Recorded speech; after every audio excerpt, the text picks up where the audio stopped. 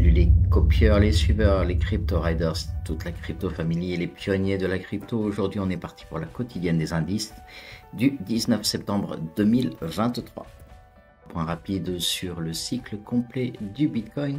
Je vous propose de nous jeter dans le P-Cycle Top indicateur où l'on peut voir ici les derniers tops de chaque cycle de Bitcoin, y compris les derniers bottoms à ce niveau-là, et également les flèches vertes qui correspondent à chaque fois à un rééloignement.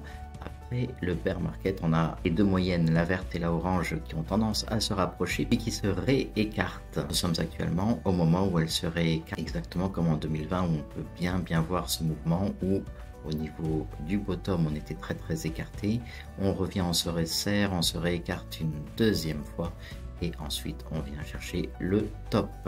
Ici c'est la même chose, on s'est écarté pour venir chercher le top.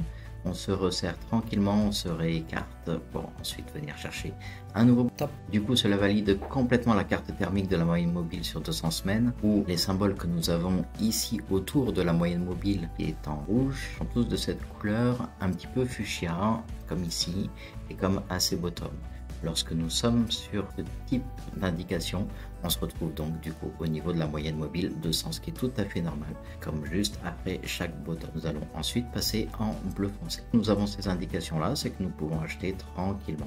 Nous sommes dans la partie très basse du cycle. Sur les dernières 24 heures, nous avons eu 24 312 traders qui se sont fait liquider, environ 81 millions de dollars américains. La grosse majorité était en short 54. En effet, suite à la petite hype d'hier, les shorts sous levier se sont fait pas mal liquider. Ensuite, après la hype, on a vu que c'est revenu chercher des plus bas et donc du coup, toutes les personnes qui étaient rentrées en longue sous levier se sont à ce moment-là, elles aussi faites liquider. On profite pour vous rappeler, attention au levier, ne dépassez pas x2, x3, sinon ça commence à être très compliqué. J'en profite pour vous rappeler que nous avons un Discord, vous pouvez nous trouver en tapant Crypto Family Gibbs 911 et venir rejoindre toute la Crypto Family. Concernant le Fear and Greed Index, l'indice de la peur et de la cupidité sur les marchés, comme vous pouvez le voir, nous sommes toujours aux alentours de 46, exactement comme hier, toujours très légèrement dans la peur, mais nous maintenons notre stablecoin, le Bitcoin, sur le marché. Concernant le top 10 des crypto-monnaies aujourd'hui, félicitons toujours Toncoin qui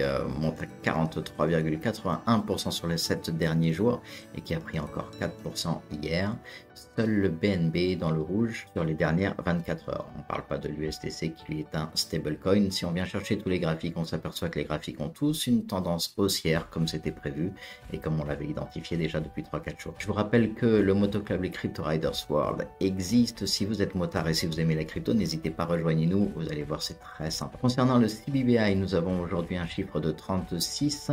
Nous étions descendus aux alentours de 33, nous sommes en train de remonter tranquillement. Comme vous pouvez le voir, on reste toujours sur la partie résistance, exactement comme les derniers cycles. En fait, après bear market, on vient chercher cette petite résistance et on la travaille tranquillement avant de pouvoir ensuite s'élever sur au moins un premier pic, voire un nouvel ATH. Hier, nous parlions du Correlation Index, le Correlation Tool, qui nous permettait de connaître la corrélation entre le Bitcoin et l'Ethereum. Aujourd'hui, ça me permet de faire une transition facile sur le Flipping Market Cap qui permet d'identifier si le TH prend le dessus sur le Bitcoin et en fait on s'aperçoit que nous sommes toujours à 37,6%.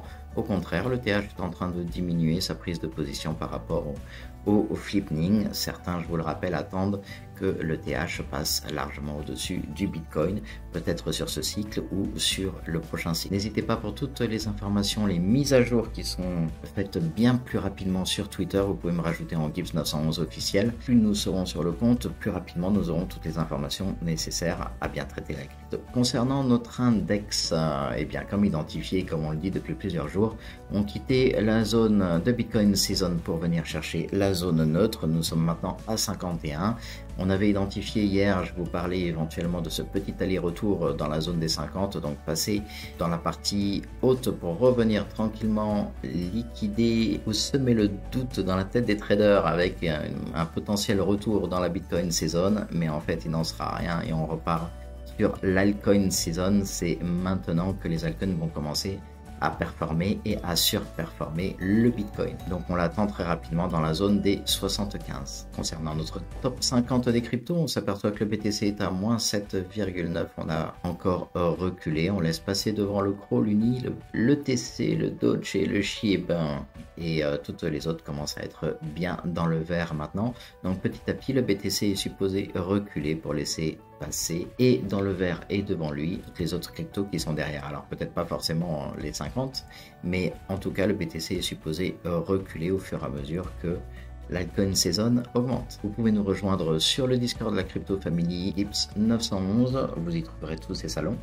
Et bien sûr, on y traite toutes les informations le plus rapidement possible. Plus que 219 jours pour le halving du Bitcoin, encore 32 683 blocs à miner sur les 210 000 du cycle 4.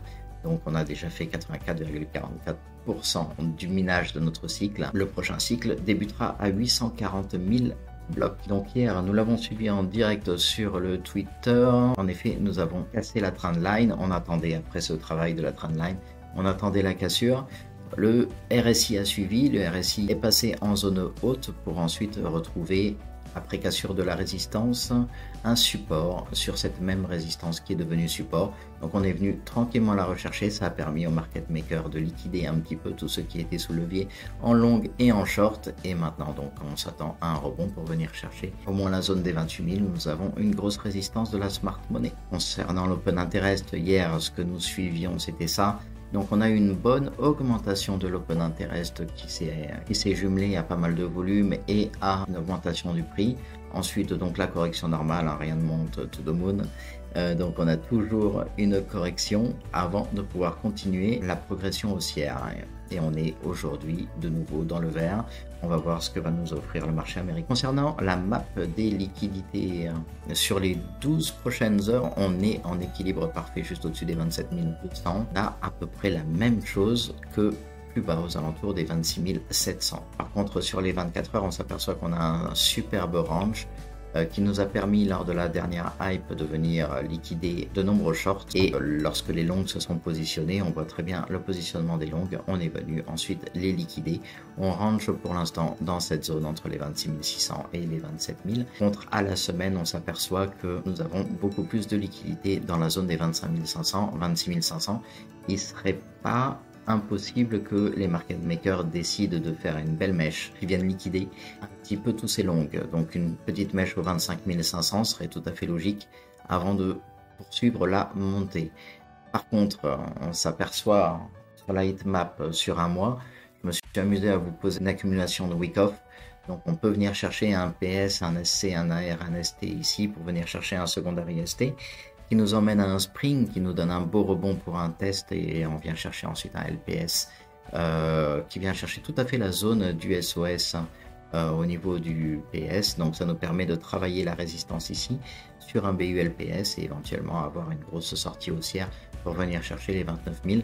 C'est amusant j'ai trouvé amusant de coller une accumulation de week-off sur la heatmap en mensuel, donc nous sommes à long terme. Voilà, j'espère que cette vidéo vous aura apporté des informations intéressantes. N'hésitez pas à la liker, à la partager et bien sûr je compte sur vous pour nous aider à nous développer. Excellente trade à tous et que votre portefeuille soit crypto.